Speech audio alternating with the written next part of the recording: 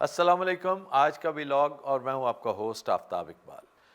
خواتین و حضرات, گزشتہ گفتگو میں نے گزارش کی تھی کہ جب بھی تبدیلی کی بات کی جائے, اس بوسیدہ اور پاٹے پرانے نظام کو چینج کرنے کی بات کی جائے یا اس کے ختم ہونے, اس کے فنا ہونے کی بات ہو, تو بعض لوگ سخت ناراض ہوتے ہیں. حالانکہ میں نے پیشگی معذرت بھی کی تھی, لیکن اس بوسیدہ نظام کے بینیفیشریز موقع ہاتھ سے نہیں جانے دیتے, اپنی ناراضی اور سخت ناپسندیدگی کا مظاہرہ کرتے رہتے ہیں. یہی وجہ ہے کہ چھوٹے چھوٹے قطورے انہوں نے پھر چھوڑ دیے, یہ سوچ کر کہ شاید اس سے کوئی بہت لمبا چوڑا فرق پڑے گا. بتھیری چاند ماری یہ گزشتہ 24 گھنٹے کرتے رہیں, لیکن کیا فرق پڑتا ہے اس سے؟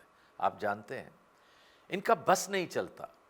بس چلے نا تو یہ کچا کھا جائیں, حالانکہ کچا کھانے کے لیے پورا ملک اور اس کے وسائل ان کے رحم و کرم پہ ہیں, لیکن بعض یہ پھر نہیں آتے. خیر, یہ تو تھا ایسی ایک جملہ معترضہ. سب سے پہلے بات کرنی ہے شاہ زیب خانزادہ والے واقعے سے متعلق, کیونکہ بڑی دیر کا ڈیو تھا.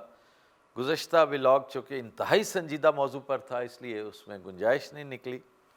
شاہ زیب خانزادہ کے ساتھ جو کچھ ہوا ہے وہ بہت غلط ہے. میں ہر طرح سے اس کی مذمت کرتا ہوں, اس کو ناپسند کرتا ہوں. خصوصاً جب کسی کے ساتھ فیملی ہو تو ہاتھ ہولا رکھنا چاہیے, کیونکہ ہماری اقدار, ہماری ویلیوز دنیا بھر سے مختلف ہیں. ہاؤیور, یہ جو کچھ ہوا تھا نیچرل, یہ ایک نیچرل ری ایکشن تھا کہ شاہ زیب خانزادہ صاحب کیا کچھ کرتے رہیں, کیا کیا گل کھلاتے رہیں. یہ اور ان کا ادارہ خان اور اس کی اہلیہ سے متعلق کس قدر نازیبا بلکہ رقیق باتیں کرتے رہے ہیں. باتیں اس قدر گھٹیا اور شرمناک تھیں کہ میں حیران ہوں کہ شاہ زیب خانزادہ کی فیملی کس طرح برداشت کرتی ہوگی. دوسروں کو تو خیر چھوڑے نا, ان کا تو کام ہی یہی ہے. ان پر بھی بات ہوگی اور انشاءاللہ ضرور ہوگی. ایک ایک دن پر ڈسکشن ہوگی, اور کچھ بھی نہ ہوا تو ایکڈیمک نوعیت کی کوئی گفتگو ضرور ہوگی کہ یہ نظام اگر فلاپ ہوا ہے, دھڑام سے گرا ہے, تو اس کی جملہ وجوہات میں اس طرح کا میڈیا بھی شامل تھا.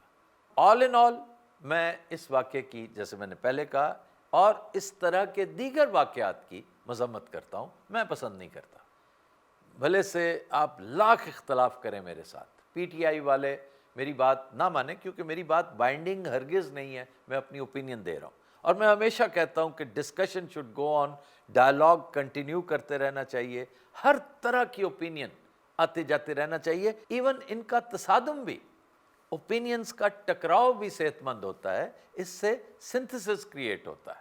آج میں نے کوئک ڈسکشن کرنی ہے, ٹائم قدرے کم ہوگا, لیکن موضوعات چونکہ زیادہ ہیں اور ایک دو دلچسپ باتیں بھی ہیں. اچھا جی, آگے چلتے ہیں. عدیل راجہ نے مریم نواز کے بارے میں کچھ کہا ہے, کوٹ کیا انہیں. وہ کہہ رہی ہیں کہ ہم یہ انتقامی کارروائیاں نہیں کر رہے, ہم تو خود وکٹم رہے ہیں انتقامی کارروائیوں کا. بظاہر یہ سیدھی سی ایک کلیشے ٹائپ عام سی گفتگو ہے, لیکن اس کی کانوٹیشنز بہت بڑی ہیں. وہ اتنی عام اور اتنی سادہ نہیں ہیں, لگتی ہیں لیکن ہیں نہیں. ایک تو اس بات کی ٹائمنگ, اگر دیکھا جائے تو پرسپیکٹو میں, بیک گراؤنڈ میں, پس منظر میں آپ کو حسینہ واجد کو سنائی جانے والی سزائے موت نظر آتی ہے کہ بنگلہ دیش میں ایک اہم مقدمے کا فیصلہ کرتے ہوئے سابق وزیر اعظم حسینہ واجد کو سزائے موت سنائی گئی. یہ فیصلہ لیٹ سنایا گیا, لیکن 12-14 گھنٹے پہلے آؤٹ ہو چکا تھا. پوری دنیا کو معلوم تھا کہ کیپٹل پنشمنٹ سے کم پہ عدالت رکے گی نہیں. اس کا دوسرا پہلو اس سے بھی زیادہ اہم ہے, وہ یہ کہ مریم نواز یہ کہنا چاہ رہی ہیں کہ یہ جو کچھ ہو رہا ہے سیاسی انتقام کے زیر عنوان, یہ ہم نہیں کر رہے, نہ میں کر رہی ہوں نہ میرے والد صاحب کر رہے ہیں. جو بار بار یہ کہنا کہ میرے ابا جان تو اس کا وکٹم رہے ہیں, ہم سب وکٹم, پوری فیملی وکٹم رہی ہے. ان ادر ورڈز, وہ ڈیٹیچ کر رہی ہیں اپنے آپ کو کہ یہ جو کچھ ہو رہا ہے اس سے ڈی لنک کر رہی ہیں, ہمارا کوئی تعلق نہیں. اس طرح کے واقعات سے تاریخ بھری پڑی ہے.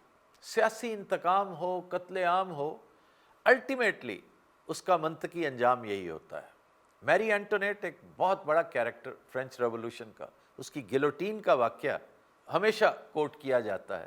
تو جب ایسے فیصلے ٹریبیونل سناتے ہیں، عدالتیں سناتی ہیں، تو ایک ایسا زلزلہ آتا ہے کہ جس سے بڑے بڑے برج لرز جاتے ہیں۔ تو ہو سکتا ہے اس کے آفٹر شاکس یہاں بھی پہنچے ہوں، اور یہ آفٹر شاکس بڑے اہم ہیں اگر آپ فیل کریں تو، لیکن بعض لوگ چونکہ نمنس کا شکار ہوتے ہیں وہ فیل نہیں کرتے۔ یہ تھوڑے کہے کو زیادہ سمجھیں کہ اس کا مطلب کیا ہے، وہ کہنا کیا چاہتی ہیں۔ اب چلتے ہیں جنگ کی صورتحال کی طرف۔ بھارتی فوج کے سربراہ نے گزشتہ روز جو گفتگو کی ہے، یعنی مئی میں ہونے والے واقعات کو محض ایک ٹریلر قرار دیا ہے، اور یہ کہا ہے کہ اصل جنگ تو آ رہی ہے اور ہم اس تیاری میں لگے ہوئے ہیں تاکہ کسی کو بتا سکیں کہ ہمسائے کے ساتھ کس طرح رہنا ہے۔ مطلب یہ باتیں بذات خود ایک دھمکی ہی نہیں، باقاعدہ دھونس کے زمرے میں آتی ہیں، اور محسوس ہوتا ہے کہ جیسے انہیں باقاعدہ ایچنگ ہو رہی ہے۔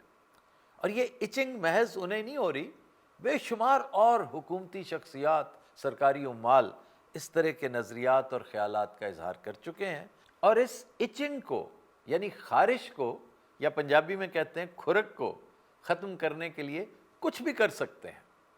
یہ کسی ایکسٹینٹ پہ بھی جا سکتے ہیں، اور اسی حوالے سے ٹیررزم کی کچھ وارداتیں اینٹیسپیٹ کر رہے ہیں، یعنی پیشگی بتا رہے ہیں کہ محسوس ہو رہا ہے، جیش محمد کا نام بار بار لے رہے ہیں، اور یہ ایچنگ جس شدت سے ہو رہی ہے کوئی بعید نہیں کہ یہ اس کا بندوبست خود ہی کر لیں۔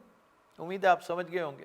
اب سہیل آفریدی کا ایک تازہ بیان میری نظر سے گزرا ہے، بڑی تشویشناک بات ہے، ایسا ہونا نہیں چاہیے۔ وہ کہتے ہیں کہ زندگی موت اللہ تعالیٰ کے ہاتھ میں ہے، تو پھر ہم کیوں ڈریں؟ اور آگے کہتا ہے کہ طاقتور لوگوں سن لو، تمہاری گولیاں ختم ہو جائیں گی، ہمارے سینے ختم نہیں ہوں گے۔ اب اس چیز کا مطلب یہ ہے کہ اگر کسی قسم کی کوئی آئینی حرکت بھی، اول تو کوئی ری ایکشن آئے گا نہیں، کیونکہ سد باب کیا جا چکا ہے، مرید کے اسی سلسلے کی کڑی تھا، لیکن اگر پھر بھی کچھ تھوڑا بہت ہوتا ہے تو اس کی تیاری انہوں نے کر رکھی ہے۔ اور ایک بڑی باریک بات ہے جس کی طرف شاید ان لوگوں کا دھیان نہ جائے جو ہر چیز کو تاخت و تاراج کرتے جا رہے ہیں، بلڈوز کرتے جا رہے ہیں، کہ پنجاب کا کلچر الگ ہے، کے پی کا الگ۔ آپ وہ سب کچھ جو پنجاب میں دھڑا دھڑ کرتے چلے آئے ہیں اور اسکاٹ فری گیا ہے سارا معاملہ، کے پی میں شاید آپ کو ایسی سہولت یا ایسا تھاروفیئر نہ ملے۔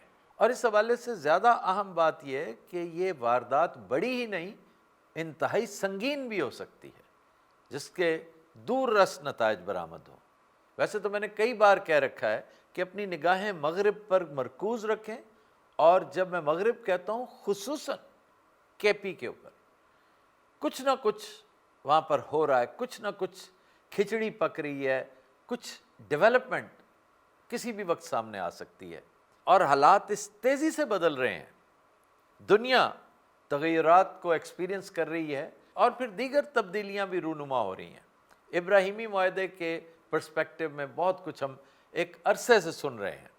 سعودی کراؤن پرنس کا دورہ امریکہ اسی سلسلے کی کڑی ہے، اور اسی پرسپیکٹو میں ہم کسی کے اشارہ ابرو کا انتظار کر رہے ہیں کہ ہمیں کہا جائے، ہلا شیری ملے، ہم بھی فوراً اس معاہدے پر سائن کر کے اپنے آپ کو مزید مستحکم کرنے کی کوشش کریں۔ اب یہ بات طے ہے کہ پاکستان نے بھی اس معاہدے پر لازماً دستخط کرنے ہیں، کیونکہ یہ ساری ڈیل کا ایک بڑا اہم حصہ ہے، بلکہ اس پوری ڈیل کا سب سے بڑا محرک ہی یہی ہے۔ اس میں دیر سویر ہو سکتی ہے، تھوڑا بہت مؤخر کیا جا سکتا ہے، اس کو ختم نہیں کیا جا سکتا۔ اب یہاں پر سہیل آفریدی کا تذکرہ پھر کرنا بہت ضروری ہے۔ وہ بھی ایسا مرد درویش ہے کہ ایک قدم پیچھے نہیں ہٹا اپنے سٹانس سے، اور یہی بات بہت سوں کو کھلتی ہے۔ اس لیے اس کا بندوبست کرنے کے لیے کوئی آئینی طریقہ بھی اختیار کیا جا سکتا ہے، اور کچھ نہیں تو کوئی سیاسی آنسلاٹ کے پی کے خلاف ہو جائے کہ ہر سائز کی، ہر رنگ و نسل کی امیونٹی آپ کے پاس آ چکی ہے۔ آپ سہیل آفریدی کی حکومت کو گھر بھی بھیج سکتے ہیں، گورنر راج لگا سکتے ہیں، مارشل لاء ایڈمنسٹریٹر مقرر کر سکتے ہیں، اور تو اور آپ اسلام آباد سے اپنی پسند کا کوئی وائس رائے بھی بھیج سکتے ہیں، کیونکہ پوچھ پرتی تو اب ہونی کوئی نہیں۔ آپ سے ملاقات ہوگی انشاءاللہ نیکسٹ ویلاگ میں۔ انٹل دین، اللہ حافظ ناصر۔